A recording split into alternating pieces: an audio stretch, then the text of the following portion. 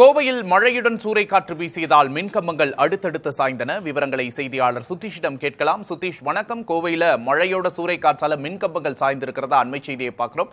எந்தெந்த பகுதிகள் பாதிக்கப்பட்டிருக்கு, எவ்வளவு பாதிப்பு ஏற்பட்டிருக்கு, கூடுதல் விவரங்கள்?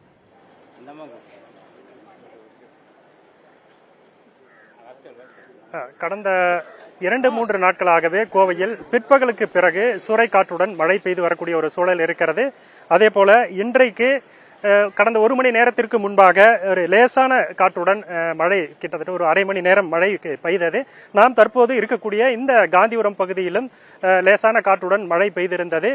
இந்த நிலையில்தான் நாம் தற்போது பார்த்து கொண்டிருக்கூடிய இது ஒரு முக்கியமான உயர் மின்னழுத்த கம்பிகள் செல்லக்கூடிய ஒரு வழித்தடமாக இருக்கிறது.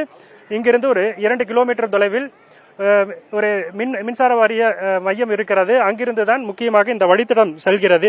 அந்த மின் நிலையத்திலிருந்து மாநகரின் பல்வேறு பகுதிக்கு இந்த உயர் மின்னழுத்த கோபுரங்கள் வழியாக மின்சாரம் செல்லக்கூடிய ஒரு சூழல் இருக்கிறது.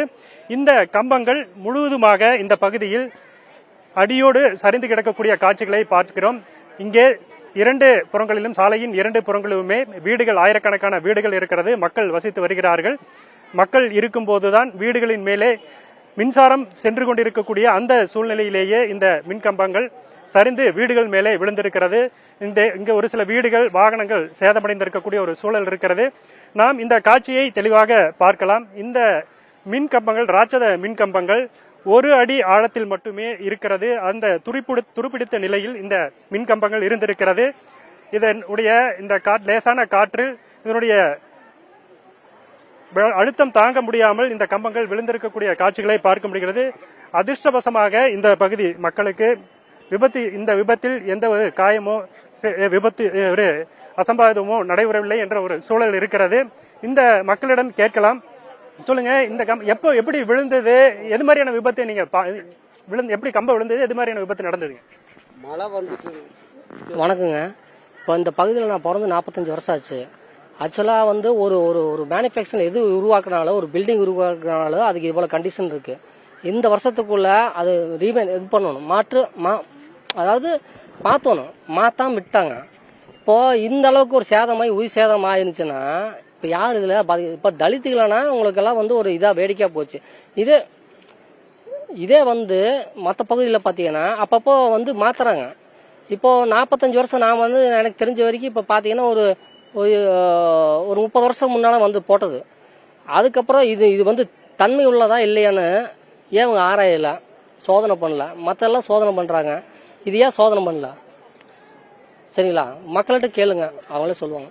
சொல்லுங்க, இது எப்படி வீடுகள் மேல எல்லாம் விழுந்திருக்கு? ஏதாவது சேதம் அடைஞ்சிருக்காமா? அது இன்னும் சரியா யாரும் பாக்கலீங்க. இப்பதான் எல்லாரும் பாத்துட்டு இருக்காங்க லைனா.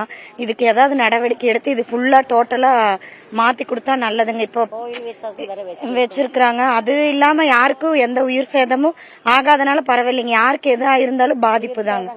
அதனால ஏதாவது ஒண்ணு முயற்சி எடுத்து கம்ப்ளீட்டா எல்லாம் ஃபுல்லா பினிஷ் பண்ணி கொடுக்கணும்.